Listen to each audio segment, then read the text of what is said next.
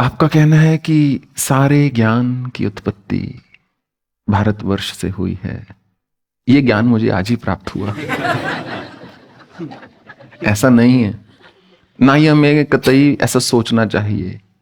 यूनान के दार्शनिक अच्छे अच्छे हुए, कितनी चीजें उन्होंने दी, अच्छे अच्छे वैज्ञानिक हुए पाश्चात्य देशों में भी।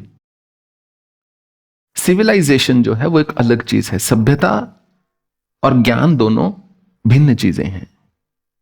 ऐसा अवश्य है कि आज से बहुत 100 वर्ष पहले भी सभ्यता के मामले में भारत बहुत आगे था, परंतु शोषण की वजह से और करप्शन की वजह से हम पीछे आते चले गए। हम एकजुट ना हो पाए जब चाहिए था। जो अलग अलग भारत में जो अलग अलग राजा लोग होते थे, छोटे छोटे प्रदेश होते थे, देश होते थे, उनके राजा थे, वो अपने ही सुख के लिए, अपने ही विस्तार के लिए लड़ते रहे और देश कभी एक ना हो पाया। और जब एक हुआ और होने को आया, सबसे पहले हमने धर्म के नाम पे उसको तोड़ दिया। भारत पाकिस्तान अलग कर दिया, पाकिस्तान बांग्लादेश अलग हो गए। जब आसपास के देश जो हैं जुड़ रहे थे, हम टूट रहे थे।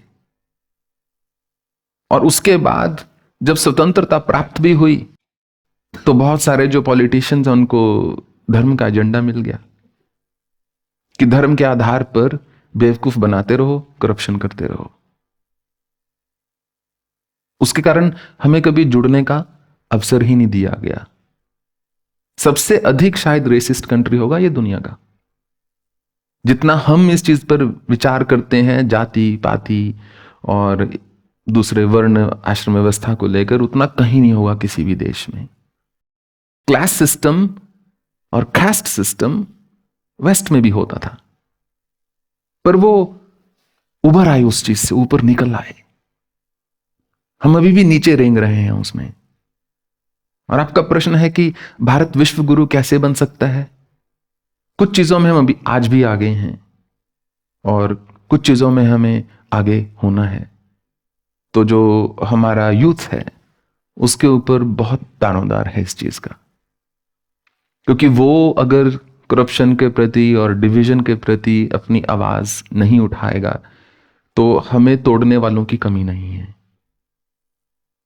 अगर हम एकजुट होकर चलेंगे और भारत की एक आइडेंटिटी बनेगी, एक पहचान जो दृढ़ होती चली जाएगी, तो फिर कुछ भी संभव है।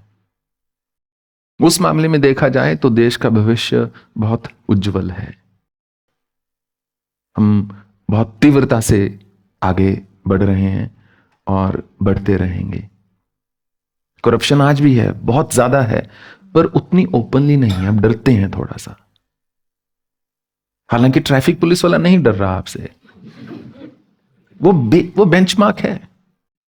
एक व्यक्ति जो सरकारी नौकरी कर रहा है, सड़क पर खड़ा होकर आपको कहता है 500 रुपए दे दीजिए, 1000 रुपए दे दीजिए, उसकी हिम्मत कैसे बढ़ती है? पर वो कर रहा है आज भी। वो कोई ना कोई उसको बचा रहा है। आप वीडियो रिकॉर्डिंग कर दो, आप ऑडियो कर दो, कुछ भी दे दो, बट फिर भी कोई ना कोई, क्योंकि ऊपर भी कोई खा रहा है शायद, या नहीं, आई डोंट नो। तो जब तक, अब दाल कितनी अच्छी क्यों ना हो, परंतु यदि बीच में कंकर पड़े हुए हैं तो खा नहीं ना सकते। तो हमको ये करप्शन के जो कंकर है ना, इनको निकालना होगा। फिर Bharat is unstoppable, India is unstoppable and absolutely massive force. सिर्फ एक करप्शन को रेगुलेट करने के कारण और नेशनल इंटरेस्ट को पहले रखने के कारण देखिए चाइना हमसे कम से कम 50 साल आगे है आज की डेट।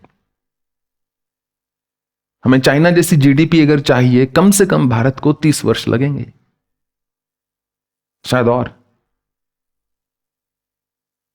सिर्फ क्योंकि हमारा जो करप्शन है वो ऐसा दीमक है जो देश को खाए जा रहा है। और दूसरी शायद अज्ञानता है। अगर हम ऐसा मान के चल रहे हैं कि सारा ज्ञान यहीं से उत्पन्न हुआ है तो बड़ी समस्या है। कोई व्यक्ति आज की डेट में बीमार पड़ता है, डॉक्टर बोलता है सीटी स्कैन करवा लीजिए, क्या वो मशीन भारत में बनी?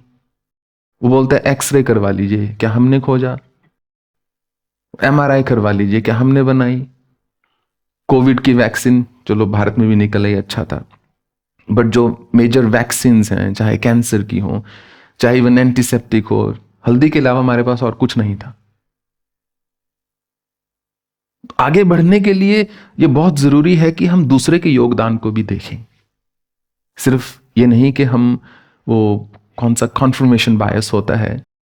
वो एक बार बैठे थे, पाकिस्तान का एक आदमी था और भारत का और अमेरिकन एक सिटीजन बैठा हुआ था। तो अमेरिकन सिटीजन ने कहा, हमने जमीन खोदी तो 100 फुट के बाद हमें जाकर इलेक्ट्रिकल केबल्स मिली। इससे पता चलता है कि 100 साल पहले भी हमारे यहां लैंडलाइन थी, फोन लाइंस थी। और जो भारतीय होता है उसने बोला, हमने 150 फुट पे खोदा, हमें केबल्स मिली कुछ, तो शायद 150 साल पहले भी हमारे यहां विद्युत या इलेक्ट्रिसिटी या फोन की लाइंस थी। पाकिस्तानी ने कहा, कुछ भी नहीं था ये तो। हमने 300 फुट खोदा, कुछ नहीं मिला। 500 फुट खोदा, कुछ नहीं मिला। इसका अर्थ जानते हो क्या है? 500 साल पहले भी हमारे पास मोबाइल फोन्स थे, वायरलेस कम्युनिकेशन था। कितनी बार हम इतनी अच्छी चीजें पढ़ते हैं विज्ञान की, और कोई ना कोई आइंस्टाइन इंडिया से आके जरूर बोल देता है कि हमारे शास्त्रों में, वेदों में ऐसा लिखा होता है, हमारे पास पहले से ही था। उससे अंधविश्वास पैदा होता है, उससे हम पीछे चले जाते हैं। क्योंकि कोई भी यात्रा पे आपको निकलना हो, आप वहीं से शुरू करोगे ना जहां पे खड़े हो।